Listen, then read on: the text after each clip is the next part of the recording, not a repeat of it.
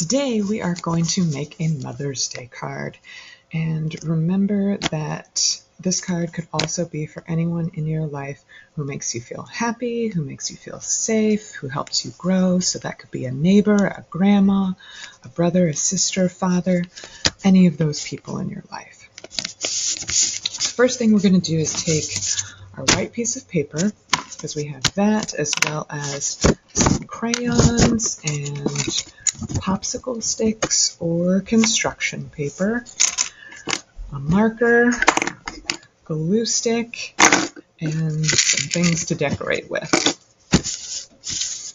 as well as, of course, our trusty scissors. So we're first going to take our white paper and we're going to fold it in half.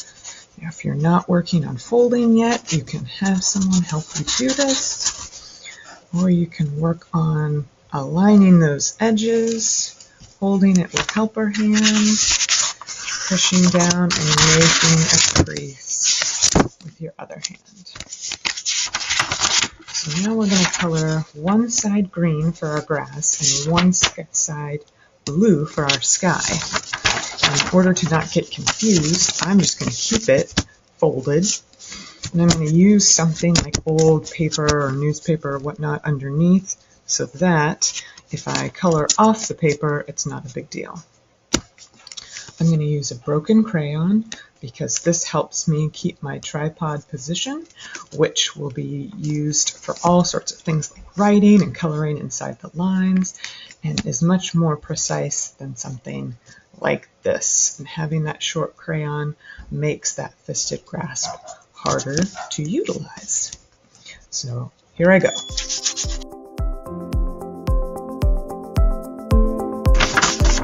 Blue sky done, green grass time. I'm going to do this in an up and down coloring fashion so that it kind of looks like grass.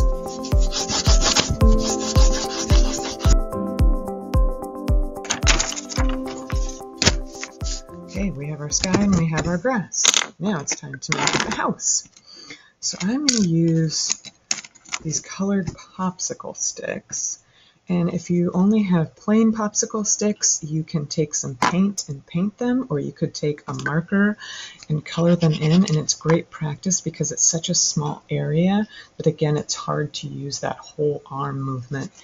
And we just get to use our fingers for that. If you don't have any popsicle sticks, what you can do is take a piece of construction paper and draw on it some lines for your student to cut out. And this is great for kids that are practicing that straight line cutting, and also when to stop.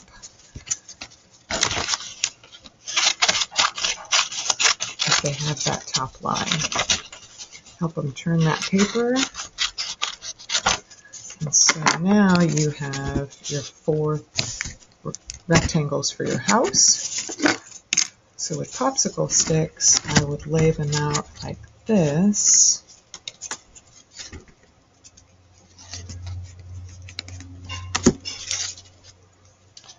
And then if I was doing the construction paper, same sort of situation.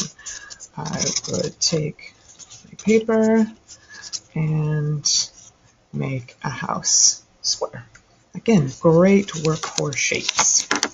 And then I would take 2 more, in my case, popsicle sticks of a different color, and make the roof.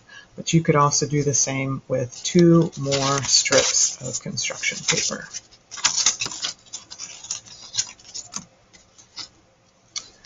So now that I have my house kind of in place, what I want to do is give myself a visual cue of where to put my glue. So helpers, you might take a marker and draw a line so that when your child glues, they can put the glue on the line. Again, great practice for focusing on how much glue to use and where to put glue. And kind of thinking about shapes, like these are lines. So we want a line of glue, not a big circle of glue all over the paper. So now I'm going to put my glue on and glue all my popsicle sticks down. And another great thing to practice is that pushing down and holding and counting to 5, which helps us with our numbers, counting, and patience. So 1, 2, 3, 4, 5. Now I'm going to do it with the rest of my house and my triangle roof. So now we want to decorate our house. And we can decorate with buttons, we could decorate with pom-poms, we could decorate, if we're feeling really gutsy, we could use glitter. I like to put this glitter into like dollar store salt shakers or Old Spice containers so that there is less glitter to be utilized, as well as it comes out a lot slower. But I'm going to focus on buttons today, and what I did is I put them in a tiny container like this, and you could use like an old applesauce or fruit cup container, because what this enables us to do is kind of force that pinching use with our fingers instead of using that whole grasp, our whole hand to get the items. So I'm going to take my buttons out and glue them on my house. Lovely. So now that I have my decorated house, I need a couple of shapes. So again, we have a square here and a triangle here. So if your student is working on creating shapes, you can have them do this with you. If they're not, feel free to draw them out yourself and then either have them cut out or have your child work on cutting them out. So if you're working on shapes, you could give them 4 points to connect.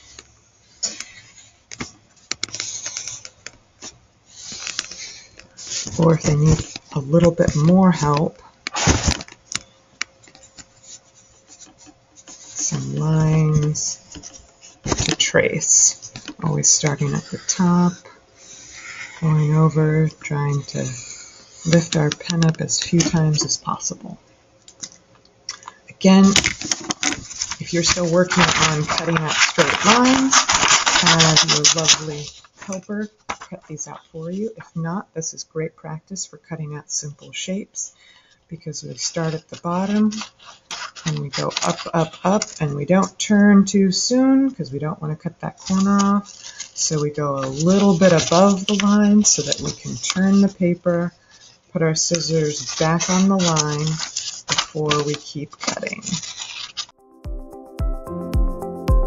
So these shapes are going to go inside our house, and if you make them too big, easily just trim them down, no big deal. So what I'm going to write stuff on this one. If you're practicing writing, go for it. If not, again, you can have your helper write for you. So I'm going to make this card for my mom. So I'm going to write home is where Mom is.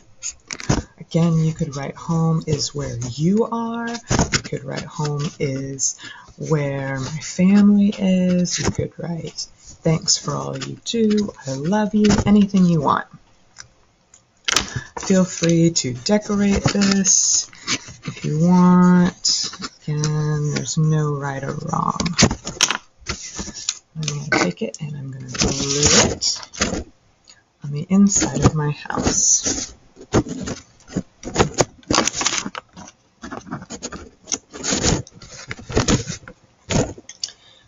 The same thing with the triangle. And up here, I'm going to draw a picture of me and my mom. And you don't have to do the one up here, or you could just decorate it, or you could write another message. But I am going to draw me and my mom. So this is great practice for making crosses where we go down and over, as well as great practice for circles. So we go around and stop, around and stop, around and stop.